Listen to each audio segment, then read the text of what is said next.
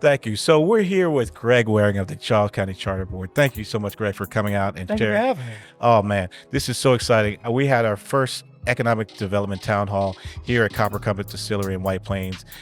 Packed room, so engaging with the community. And so I just want to give you a chance to sort of give me some highlights tonight, Greg, of what was going on and what was said in the room. The biggest highlight to me, Commissioner, is we had business owners tell us where they're struggling with the current form of government and where they can see a benefit to their businesses going forward. I think we heard more about leadership, having clear directions and equally applied rules to all businesses. Yeah. We heard about having access to their officials. Yeah. And those are things that we're working on in this charter document right now. So I was excited because we're getting instant, real world, real live feedback as we're writing it. Yeah. And I think they'll be pleasantly surprised that we're listening and we're going to incorporate some of those ideas in the final document. That's awesome. So what would you say was the main theme of tonight, or what were some of the main themes that you heard from the crowd tonight? I think accountability, Mhm. that the officials are making decisions and residents know what those decisions are, Mhm. and then can make informed voting choices for future elected leaders based on it. Because right now it's hard to tell who's managing what, Mhm. which commissioner's in charge of which program, and are agencies that are serving our businesses.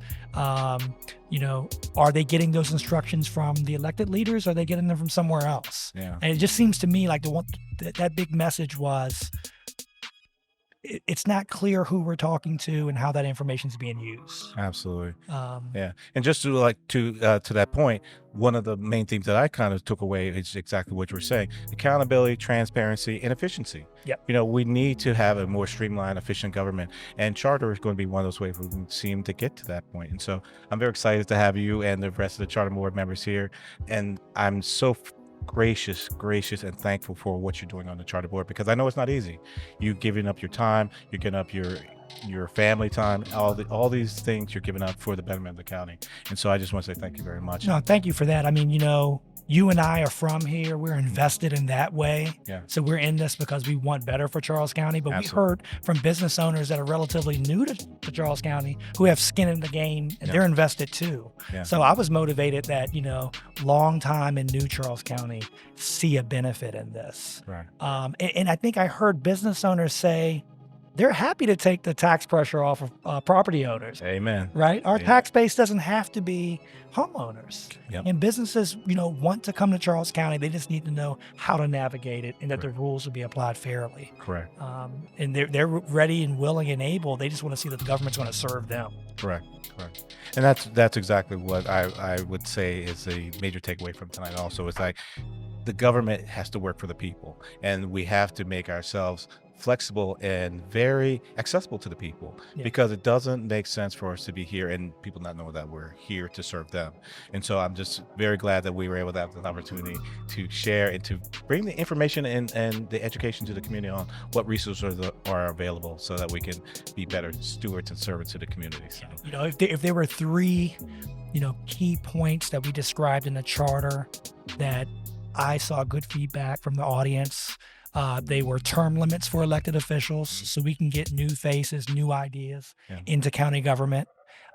It was agencies that were more responsive to what they needed. Yeah. And they believe that having an executive structure to manage day-to-day government can do that. Yeah.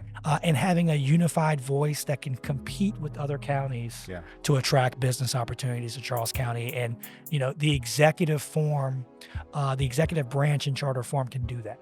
Yeah.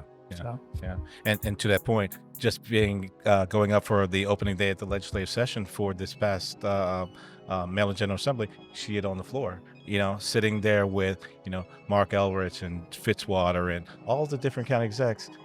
It just showed that they have that sort of gravitas, and they have the ear of the assembly, and that's where the money's at. And so if we want to become part of the big eight, as they call them in Annapolis, we're ready for that. And I'm glad that you are helping Charles County to make that leap forward, so that we can join the 21st century and be more modern and more part of the big time. Commissioner, we have a great team. I think the board appointed 12 individuals.